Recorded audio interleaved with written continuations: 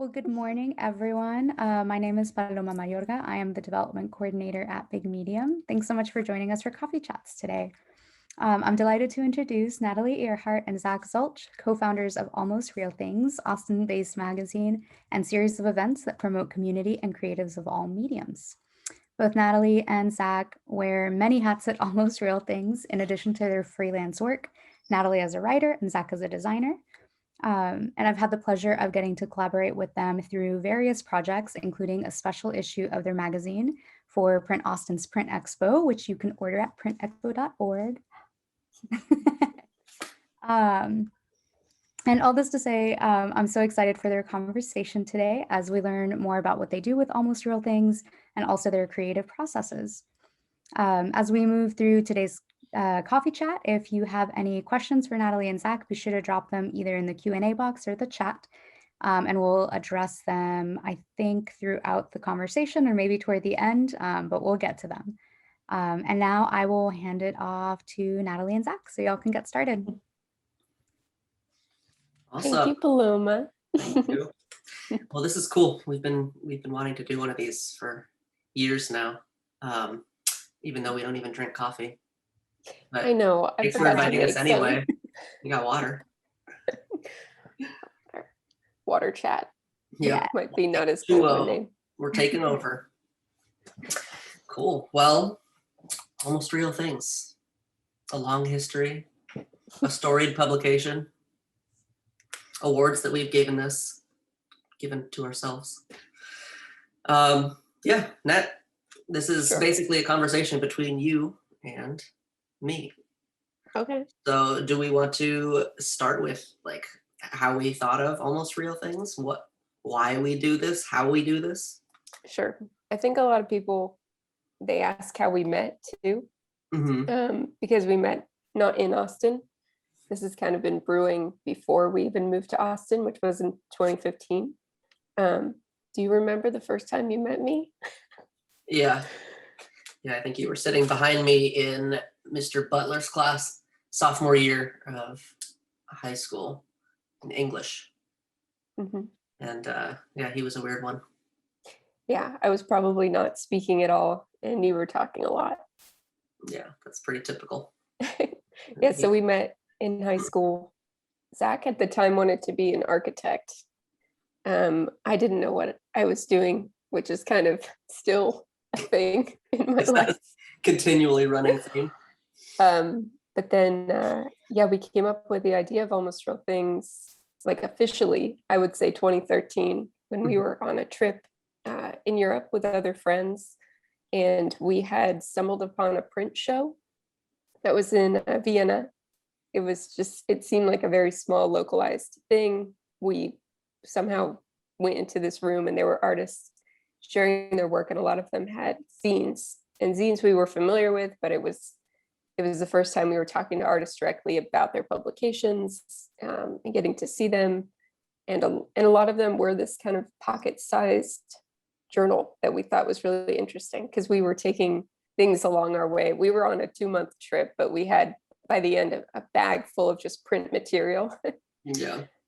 I've always been like a print material hoarder, but I've never been as like infatuated with like a scene as when we walked into that room and like collected that bag throughout the whole trip. It was like probably 15 pounds of paper that I took home. That you had to like shelter from the rain at certain points.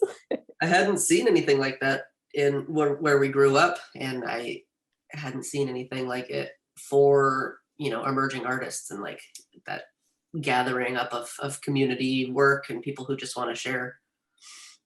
Yeah, exactly. At the time right before, so we had graduated college, but I had gone to school at UC Santa Barbara, and I studied studio art and with an English minor. So I was always interested in writing and making things, but I was more on the track of installation work. The writing I was doing was for a radio station I worked for, and then a medical office I worked for. And that's when I started learning more about like writing for web, that there were more jobs in that field than in installation work at the time. but I was coming from this art background, and Zach was as well. Mm-hmm. Yeah, after high school, I had done like a couple internship type week-long things with architects, and they all basically flat out told me not to become an architect. Not because it was me specifically, but because it's like such a hard job. And they asked me to list out what was important to me. And then they basically just said that that's not ever going to happen. Like, you're not going to just make renderings of cool houses all day. I didn't really care if any of the renderings became real. So even then I wanted the almost real only, please. And then I realized graphic design is basically that. Like, you can take on so many different tiny projects that you feel fulfilled for the most part, where it's not like, okay, let me spend the next 8 years of my life on a single project until it's completed. It's more fast paced. And I feel like that came across in the magazine too. Yeah, definitely. So at the time, graduating and then going on this trip, we were inspired by all these like print materials. We're like, oh, a magazine, that would be awesome. We started writing down ideas for like silly names, kind of like book ideas too, because we didn't think of it as a series at first. It was going to be a single book or publication that we did. Mm-hmm. And when we returned, we were living in different cities at the time. I think it both hit us of the like, oh no, we don't have a community surrounding us that we had in school of like support and where you can go to for advice, and you can share your work. All of a sudden it seemed to like fall away. And so that out of that challenge came the official mission of Almost Real Things, which was like promoting and sharing emerging artists' work. And we started with ourselves. Yeah, that was the one way that we could think to uniquely get our work out into the public.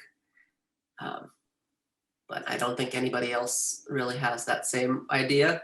So it started out pretty uniquely. Like, who's gonna spend $3,000 to print hundreds and hundreds of copies of tiny magazine and distribute it? And that's how we're gonna make friends.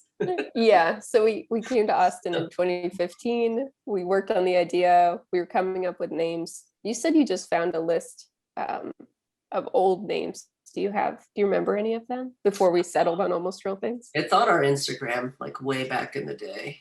Oh yeah. Let's see if I can find it. I wanted it to be Almost the Real Thing, although now as a magazine, I remember you telling me as like a magazine name, like that's too long. That cannot be the thing. Our domain name is already long enough. Yeah, it's pretty long. But again, the idea was like sharing things that kind of live in your head and maybe they don't have a place yet. And through our publication, we could give them a place. So that's why we weren't just looking for artists to contribute, but we were looking for anybody with an idea or like a secret passion to share their work. But we started with ourselves. We didn't know anybody in Austin. We were not in the art scene. So we like sourced material from friends from home. I was working at a paint and sip place. So I started asking people I worked with, like, do you have artwork that you want to share? Like, you can send me images and I'll put it in this thing. And we started with issue 0, which was a same format, but 40 pages, right? Instead of 60. Yep. And we just took that around to I had a list of galleries, of art places. Big Medium was on the list. Canopy was on the list. Canopy to me at the time, it was like untouchable. Like I felt like I couldn't just walk in there and talk to someone. Everybody's professional. Yeah, I was like everybody's making work. But we just went into places with this, issue 0 and said, hi, we make this thing. Can we get your opinion on it? Yeah. We had some weird conversations. Some people who just like straight up hated it from the beginning. That was I guess that wasn't issue 0. That was issue 1. When I started trying to like walk around town and distribute them. So that was interesting. But hey, if you're giving people something that makes them have feelings or makes them have emotion, then I guess that's art. You're doing it correctly. Yeah. And I mentioned this in another article. I think it was someone from Icosa who they just had a coffee chat. We were just asking for advice and blah, blah. And he said, do you know any artists in town? We're like, no, not really. And he said, well, the first thing you need to do is like go to every event you can, go to every market, go buy some art, like go insert yourself and get to know people before you introduce them to something that you're making. Like you need to be a part of the community and support within the community. And then you can like expect some reciprocal action. Yeah. I really took that to heart. I mean, it's kind of like a given, but I think that you forget it. I forget it sometimes because you're so focused on what you're doing and sharing what you're doing to like stop and then go enjoy what other people are doing. Like a year into us making two, I was like, I'm not buying enough art, like whenever we go to East or West, or even though we're participating, I'm like, oh, I should be purchasing art. So that really stuck with us. And it's something that we try to like push forward as well. Yeah. I found the list of previous names. We had Kid of All Ages. A good one. Mouthpiece. You put your signature next to that one. Beauty and Decay. Far and Bizarre. That one still has potential. There's beautiful Bizarre magazine, so yeah, we didn't know about that at that time. Live Vibe, Living Vibrations. You love that one. Oh yeah. I was so into that one for a long time. I get set on a lot of concepts because I like think conceptually and then realize later that they don't make sense yeah to other people. Yeah, that one still doesn't make sense to me. Well, we had Spread, which I think is a magazine already too. Yeah, that one's probably real. On and On. We're going from Justice lyrics. yeah Future Built. Mm-hmm. That was one that we both agreed on, so that could have been, that's the almost real things. That sounds more like an architecture journal. Yep, that's coming out. We had Forever, Foevr. And the finale of this list, Swimming Pool. That could have been good. It could have been. You didn't even write your initial up next to it, though. That was probably my idea from the start, though. Yeah. Like a bunch of people. Crossed off ones, too. Which one? We have crossed off ones. One, consider the back of your legs. Oh, yeah. I wonder who wrote that one. That would have been a good publication title. I'm going to make these things. That's a one-off confusing publication, I think. Which is what I was going for initially. Yeah. Should we hear from people? I did want to know, like, if anybody, and Paloma can maybe unmute you if anybody's open to talking about challenges that people faced when first starting out and sharing their work. If they have any things that were really hard to get into. Everybody's or you could put it in the chat.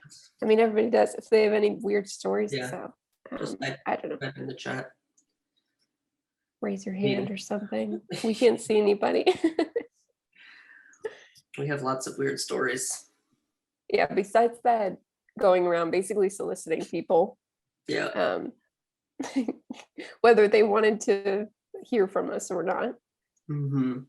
It was interesting. It was like finding the people who had the same problems as we did, like just in conversation at events where you like kind of commiserating about, oh, I'm stuck in this moment. I don't know where I should go from here.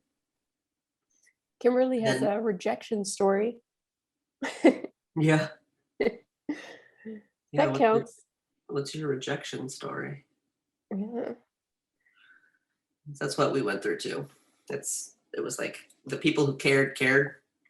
The people who didn't, nope. Yeah, I guess you can type any explanations in the chat if you're not. Oh yeah, I guess we have to approve audio, huh? Yeah. Type out the stories and we'll read them off because we're interested. We want this to be more of a conversation. Yeah. And hi, Kimberly, Cassandra.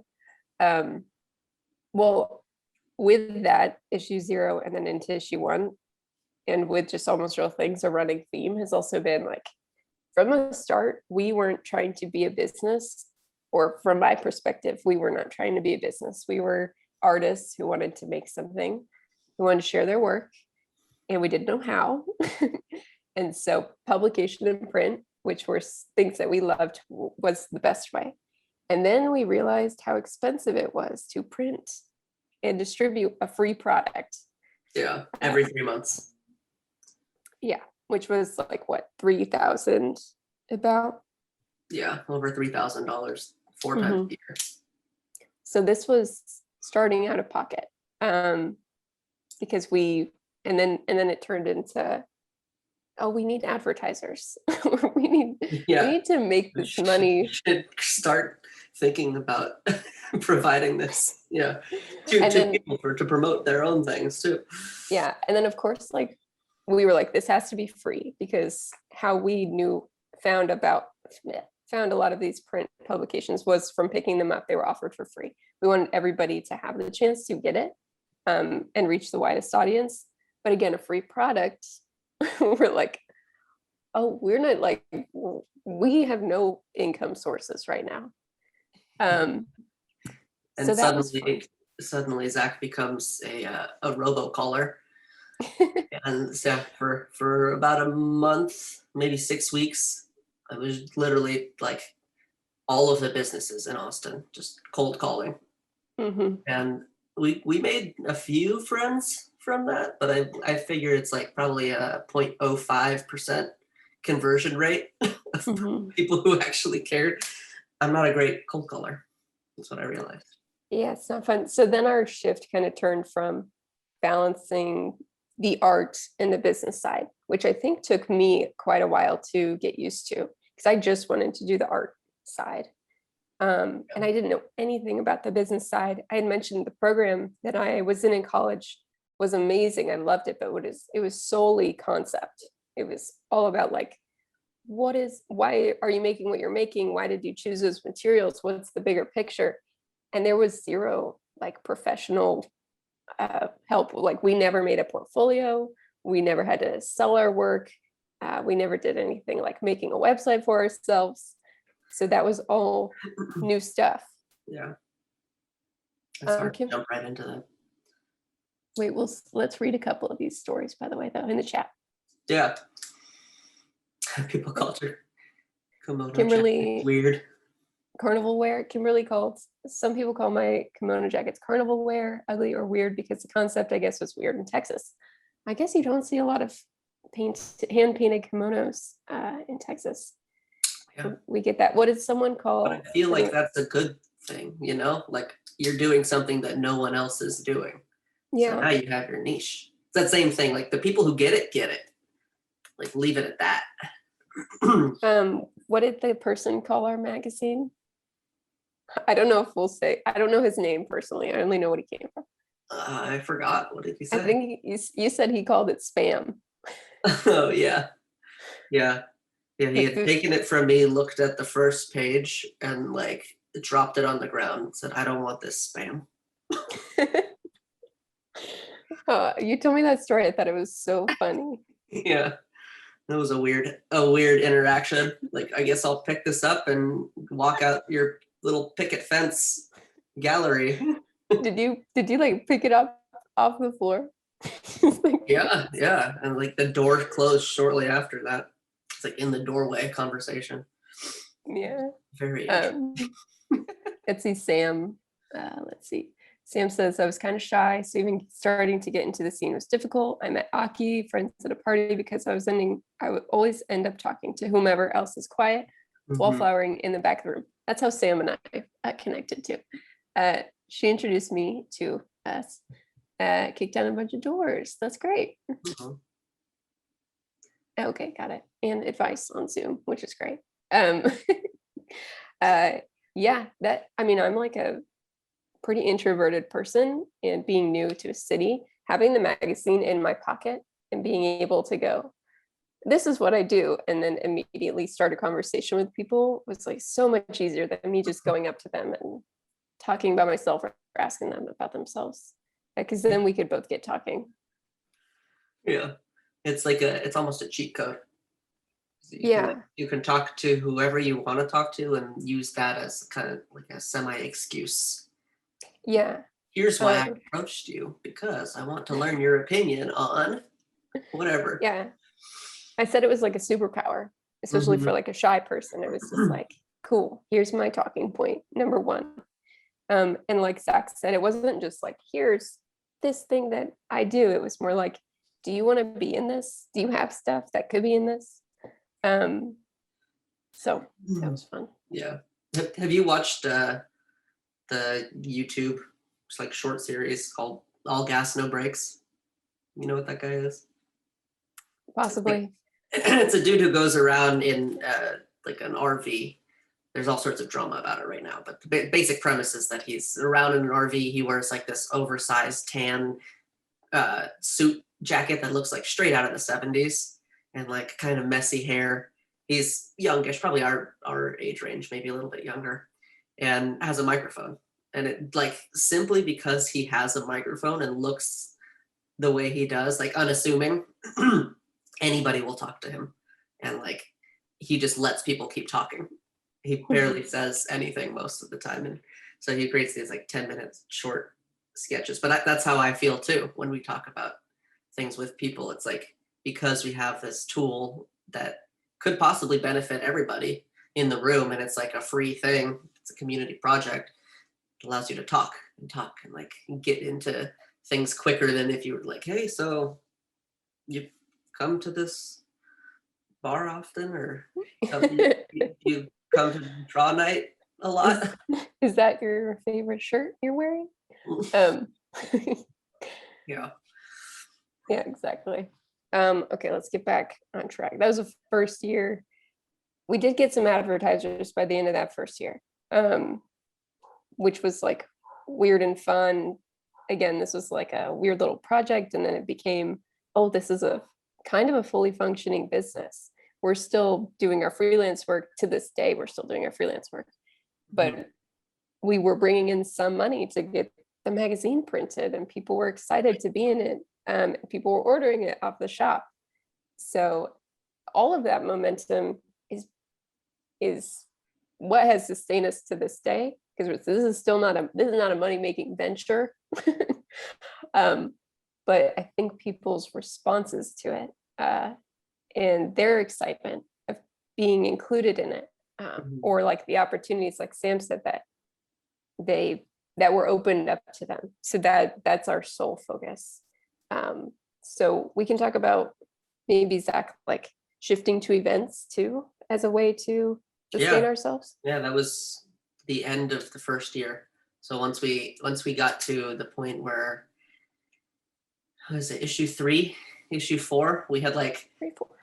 We had been on the brink of getting like advertisers enough to pay for, you know, a large portion of the magazine, and we kept like pushing back the date and pushing it back, and we were like, okay, well, this is like the best thing about our project is that we're controlling it, nobody else is controlling it for us, so let's just do a double issue at the end of the year instead of trying to like rush everything for an issue 3 and then rush everything for issue 4 and then screw up the whole schedule for the next year. But at the same time, we had been going to events by a group called Verge, and we had seen that they were a sponsored project, and we were like, what the hell does that mean? So we did our research and became a sponsored project of Austin Creative Alliance. And with that, we were able to start applying for city grants. There's a community initiatives grant that we had gotten. I don't know if we got that specifically for the issue 3-4 party. I don't think we did. I think it was like starting the next year. Yeah. As well. But again, we didn't want to rush everything and like screw up our schedule. But we started like kind of trying to figure out what would be the most fun, like community oriented event that we could put on with $400. Our first, we did a launch probably earlier than that. First of all, sponsor project is like you're under the umbrella of a nonprofit. So therefore the nonprofit can apply for grants, or you can apply for grants and you get that money allocated to you. They usually take a portion, like a 5 to 10%. So there's plenty of larger groups that do that in town. For small groups or sometimes individual projects. We did a launch party. Our launch party is just when issue 1 came out. Again, knowing no one. We talked. What was the bar? What's the bar name? It's a bar on Congress. Shiner Saloon. Yeah. They let us use the bar on like a Sunday evening. We set up. If you haven't been there, it's massive. They have 2 floors and both of them are large. And so us knowing no one tried to invite everybody that we've ever talked to and met, and got about between 60 and 80 people there. I would say that's generous. It was probably 40. Really? Because they kept the bar open, which was also nice. It was like, you can let random people in this. It was fun. We did that one. But yeah, we set up like a spinny wheel of like, you could win a prize or something. We had, I took a big canvas from where I was working. I think I was allowed to take it at the time. People could paint on it. And we had like a silent auction of our signature t-shirts, our betch tees, outside. Remember? Yep. I don't know. All in all, not the launch party that anybody wants, but it turned out to be great. The audience doesn't want it. No, like not it didn't live up to our expectations, but I mean, it was the first time doing something in a city, so yeah, the fact that we had expectations at all was being generous. But from there, the events kind of grew into this format that a lot of people use too, which is like an art market, or commissioned art. We would commission art for every event just so we could pay out people directly. From that grant money. Yeah, music, different bands rotating, some sort of activity. We usually did the collaborative, paint on one canvas. A lot of people love, for anybody throwing events, people love like getting their hands on something and trying it out. It also works hand in hand with the mission of like accessibility and like anybody can make art, anybody's creative. Yeah. And then we kept trying out like raffles or auctions. Auctions are a bad idea. Raffles are generally probably a bad idea because if you don't have a format to like give the person that thing at the end of the event, then you have to try to meet up with them after, which is no fun. Just because they don't. I think I sat at Buzzmill.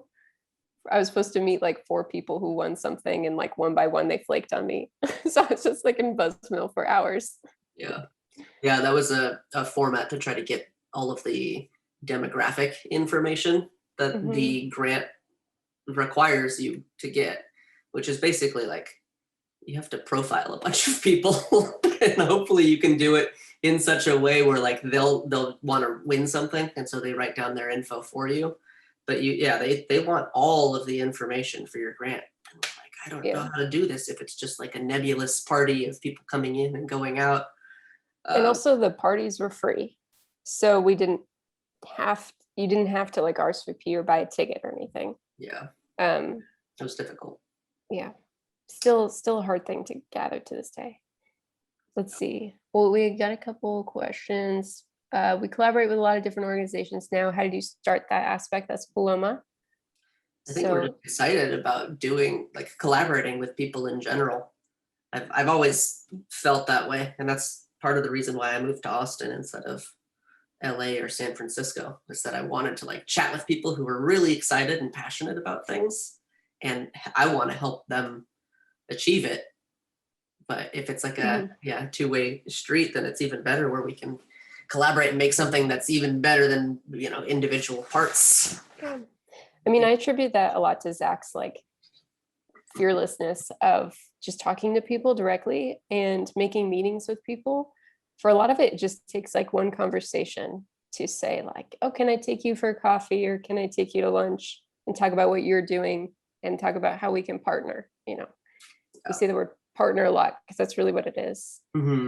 And again, to this day, I mean, a lot of our organizations, we cross over, we do a lot of similar things, like even us in Big Medium.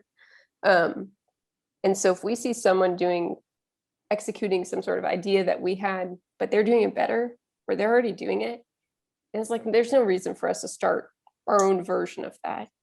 We're not going to do like a tea chat or whatever in the morning, because Big Medium does a great job. So then we just, go to those things directly, those events, and then try to talk to whoever's organizing it. And if we want to be a part of it, then we can be like, well, what could we bring to this that would help you, that would help us? I think that's a great way too, of like not competing with people in town. Mm-hmm.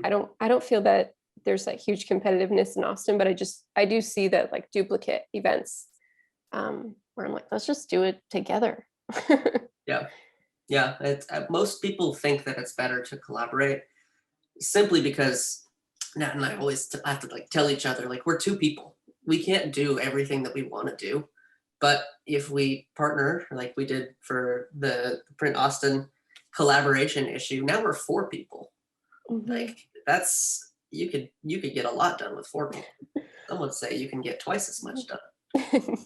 But yeah, things like that, where it's like, how can we help you and like get things done quicker, easier, and benefit more people? Mm-hmm.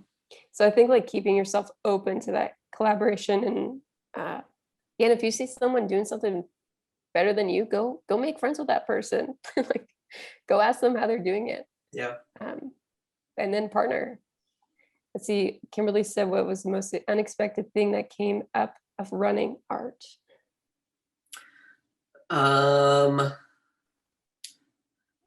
Issue 3, 4, we were partnering with a guy. Oh, Vince Guyrod. And so we this is like around the time when we're like, oh, really excited, because maybe advertising can be this like financial solution for the magazine to continue it, all of that. So we met this guy who was like, he was an art dealer, and he was making prints of, I forgot the dude's name. David Stone Martin or something like that. Yeah, David Stone Martin. If that's the name. Awesome. Yeah. And so he was like this old, like 50s, 60s, 70s, like jazz, blues, graphic artist. And he made all of these amazing album covers. I'm sure like if you look him up, people have seen that style. Almost like a Soul Bass style too, like flat colors and overlapping shapes. Anyway, he got us all into this thing where he's like, I'm going to make a ton of money, and like, can you help me build my website? And so we got pretty deep into this. And then we got a tip from Modern Rocks Gallery, who's in Canopy. Awesome gallery. Check it out. But he was like, you guys should probably look into who this man is. And I was like, okay, well, I don't know how to do that, because like I looked up his name on Google and he doesn't exist. It's like, maybe Vincent. So I tried Vincent. Vincent came up, or maybe we got given his name, Vincent Lopreto. So then I finally like found that, and it turns out that he's like this serial art forger who had just gotten out of jail in New York, moved to Austin. He was over there in jail because he was counterfeiting Damien Hirst, like paint drop swirly paintings, which I guess, like easy enough for you to copy something that's kind of semi-random like that. But I don't know, he was really good at what he did. Basically, he was a con man. If forgery is an art form, he was great at it. He's very very like fun to be around, like a boisterous personality. Yeah. So you'd have to take everything that he said with a grain of salt, but I didn't think we had to take his entire life with a grain of salt. He's back in prison, by the way. Oh, okay. Jail. So yeah, we had to order our magazines before. We had a different printer, and we had to order magazines like 2 to 3 months ahead of time. So we had already like printed a full feature about him or like it was already in our order about him and his prints, and like did an advertisement. So by the time that came out, we're just like, you just had to keep it in there. I had almost finished his website when he disappeared. Yeah, he disappeared from Austin. Yeah, he was going to have a show at Modern Rocks. And that, obviously that got canceled and spooked him for sure.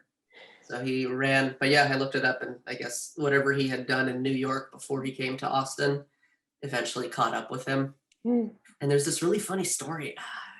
I could pull it up. This is not prepared because that's a great question. So we're doing it. But it was a great story of him when he got caught.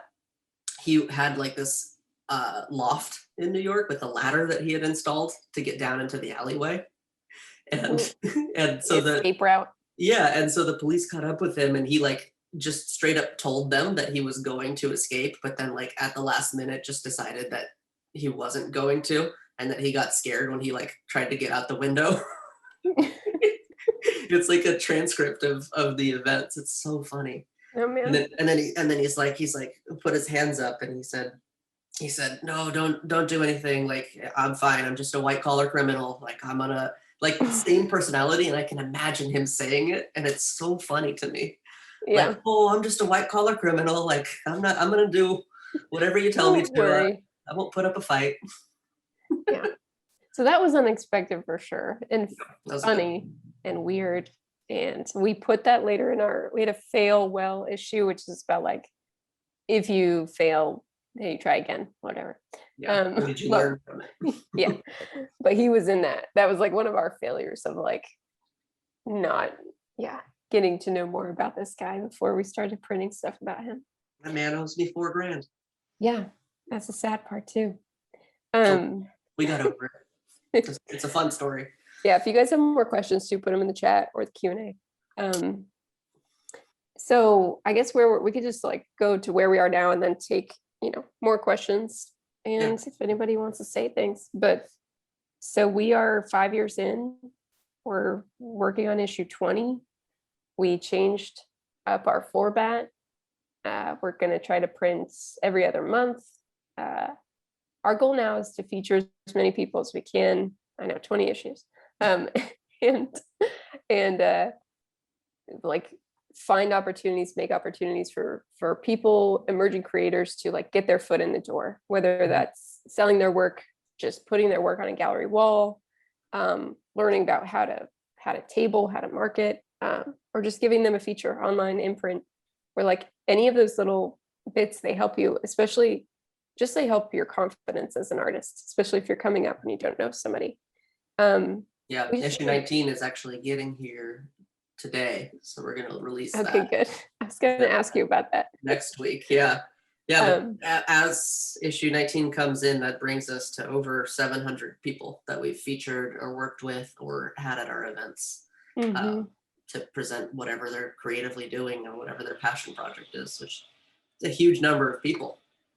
They're all listed on our about page if you ever want to scroll through that. It's a great list of who's in the art scene and who's in it to win it too.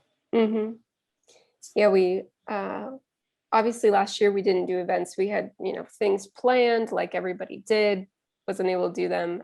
So we turned to virtual events for a little bit, which was a really fun way to like record content and now have that content forever with musicians and artists. But then now we're just talking to people about like hopefully doing some in-person events later this year, bringing our art bus tour back that we did for East and West, taking people on a bus to go see some art.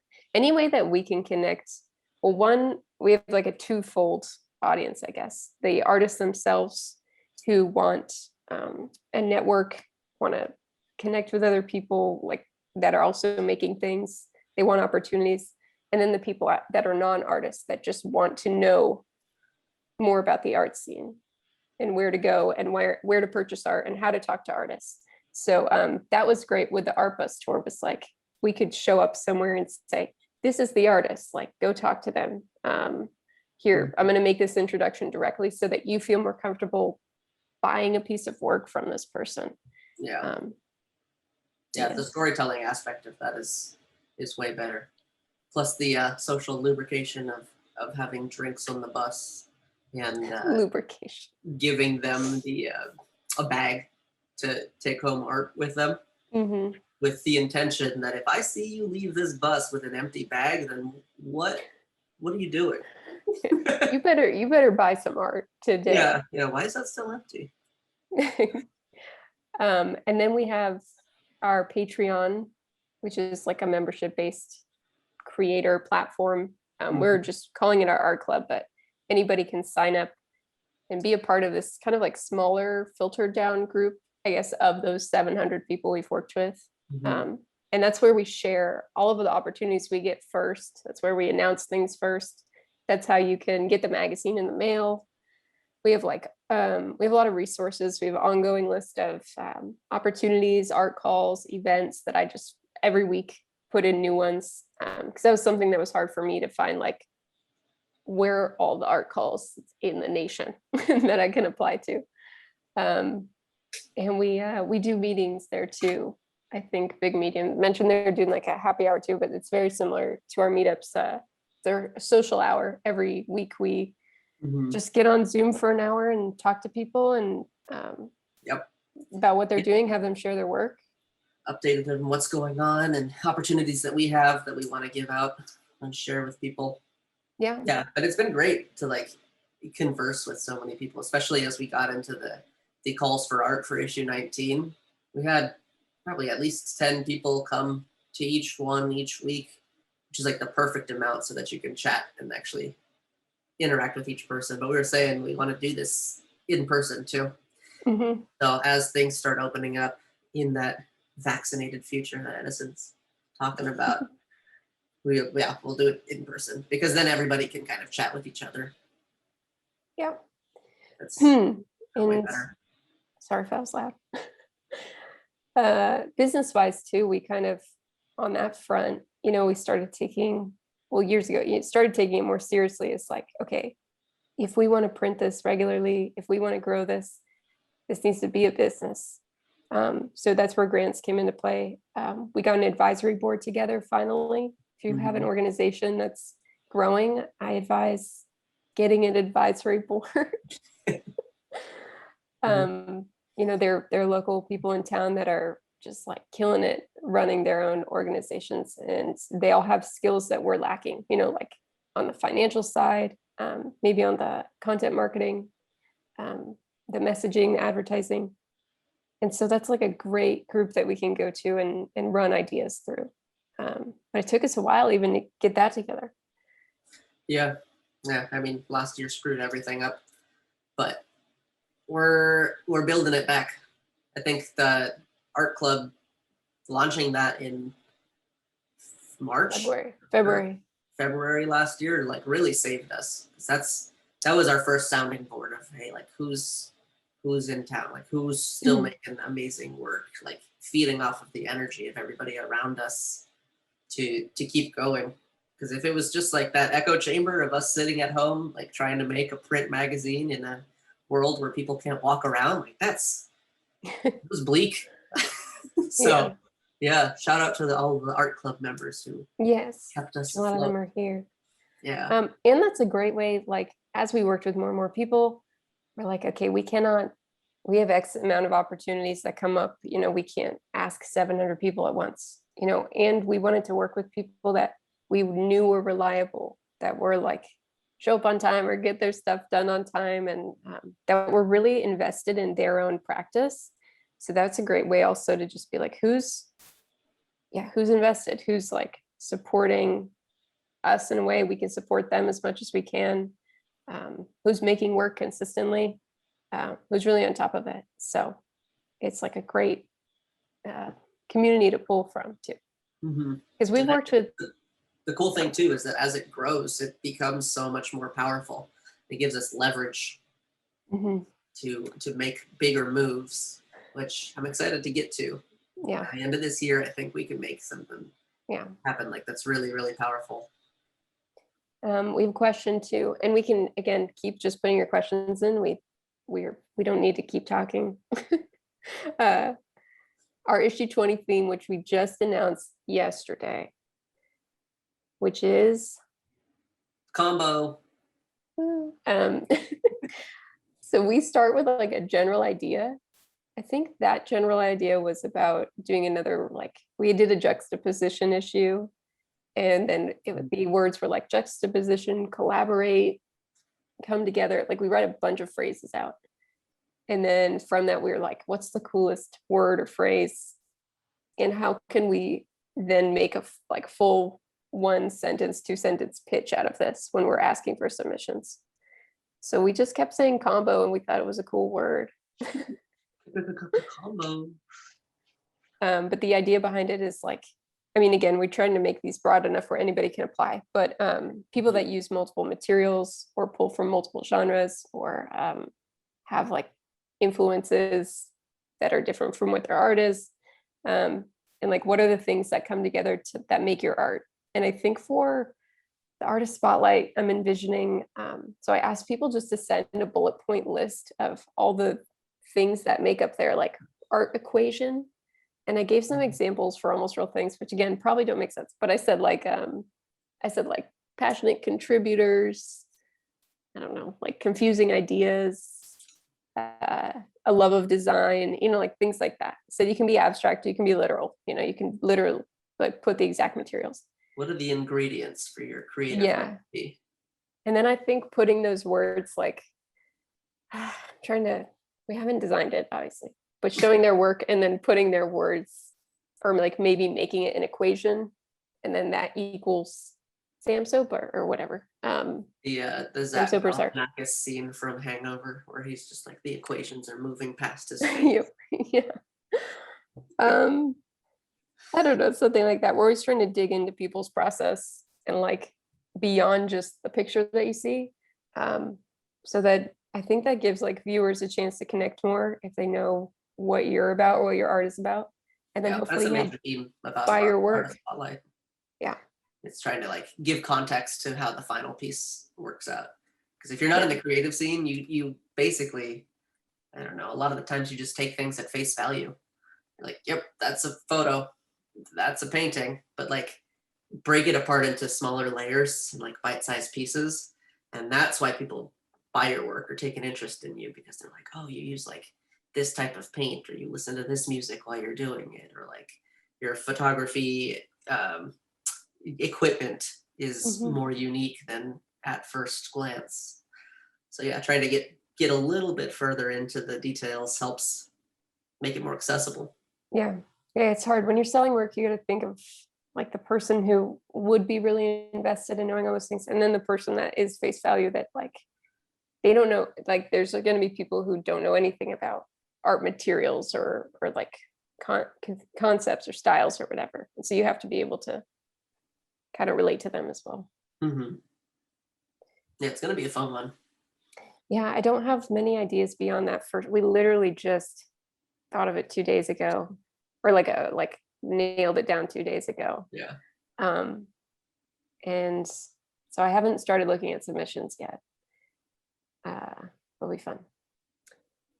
Why, in your opinion, is the art world so difficult? I know some answer. Yeah, a lot of people do or get convinced that they should be doing things for free because they enjoy doing it. I think that's a big problem. I mean, which we give a product away for free. Yeah, I mean, but it's a promotional product. It's a different, slightly different format. Yeah. But we were talking with a musician yesterday, 2 days ago, and it was great to hear because like it's the same thing that happens in the music world, where like if every band plays for free, why would you ever pay a band or a musician, right? It's just like you're setting the bar at the floor. And so then, you know, people can offer like small amounts of money and whatever, but it's just like, it's not a good professional, I don't know what you call it, template for what's going on. But she said that now, after the past year of like nothing happening and no one getting paid and like venues closing and whatever, she said that there's this almost like a wall of shame. Like if you play a free show, people are like, you shouldn't have done that. You should have gotten paid. So the more that happens, like especially in the art world too, like don't paint murals for free. Don't like do things for free. Always ask, if nothing else, get a trade. Yep. Trade for something that has actual tangible value to you. So I think the more that we get into that, the better things will get. I think it's like one of those one of the few professions, where like from the outside, people for some reason think that you don't need money or that, oh, you really like what you are doing. So therefore, you don't need this money from it. So it comes from the outside and it comes from the inside. Again, people with it, which I don't blame any artists doing things for free, because when you're new, you don't know where to go, what to do. You need these opportunities. Mm-hmm. But, and then there's the third part of it, which is whether you go to school or not, no one really teaches you how to ask for money, or unless you like specifically trying to study that business element too. But again, in my art program, there was no like how to sell your work, how to write a contract. So you have this like void of knowledge that you need as a professional. So that's why the more that we can all share resources, the better. I keep saying that if we had like some sort of mentor figure when we started this, we could have fast-tracked our lives probably 2 or 3 years with a single month of just like, hey, do this, don't do this, this is how you do this. Like, so with art club and everything that we're doing with the magazine, that's what we want to provide for other people, because like, it is difficult, especially if you're starting with nothing. Like, you have all of the world's information on the internet, but how do you how do you like learn and figure out besides just straight doing it? Like literally doing it. I said like we had to learn. We had to learn that on the art side, or I guess art and organization side, of like asking to be paid for our services. Mm-hmm. But then also on the other side of like paying people for their services directly, which we as a small organization I think people don't realize, like we don't rake in money, but there has to be a way in which we can tell these people that you're valuable, pay, a modest amount of money that we can't afford, and then a trade on top of that that's valuable. Mm-hmm. Trade advice, Paloma, that you put in the chat. What? Paloma. Having conversations with businesses, people that are asking for artists to create free work is also super important. Exactly. Sometimes they just don't know. They're just oblivious, because everybody's like, they're all trying to make something successful. They're all trying to run a business of some sort. Yeah. Even a single artist is a business. But just, nobody else does work for free. Great advice we got from one of our advisory board members, Ashland Viscosi, that runs Creative to Meet Business, and from our friend Marissa. She told me the same thing. She works as a salesperson in the veterinary pharmaceutical world. That when you're asking for money, or someone says, what would this cost? To tell them what it would cost, and then just pause. Like, let them be the person that responds. Doesn't mean that you won't change or you can't work with them, or after that you can't say, well, okay, you have this budget, let's see. But she said, tell them the amount, pause, don't say anything, don't try to justify it, because then they have to respond. They have to say something. Mm-hmm. But I was like, okay, because I think I do, especially on the sales end, if we're ever when we were trying to get advertisers, we're just like, oh, but you could try money for some reason. It's still taboo. Yeah. Talk with other artists that do similar things. Yeah, exactly. People are willing to share, especially like we said here in Austin. Like, that's what we love we love about living here and working here. Through our art club too, we were often like consulting for people, just talking to them one-on-one, which I've done a couple times, and I'm gonna do this week, because people are like, I have no idea what PR is, so I'm like, okay, this is all the stuff I've learned. But it's all from talking to other people and just asking them. People are very willing to share, which is great. Mm-hmm.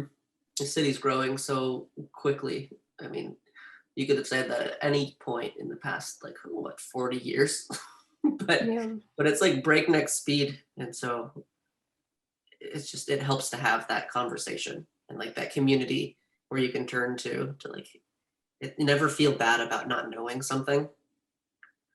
Like the Or meme, asking questions. yeah, there's the meme like, I don't know what this is, and I'm afraid to ask. Like, never be afraid to ask. Yeah, it's always a learning process. We're in the midst of it too, trying to make this something that can thrive for the next however many years. But yeah, 5 years down, I'm proud of what we've done. We're still doing it. We're in it. Any other questions? We're here. I don't know. Any closing thoughts, Zach?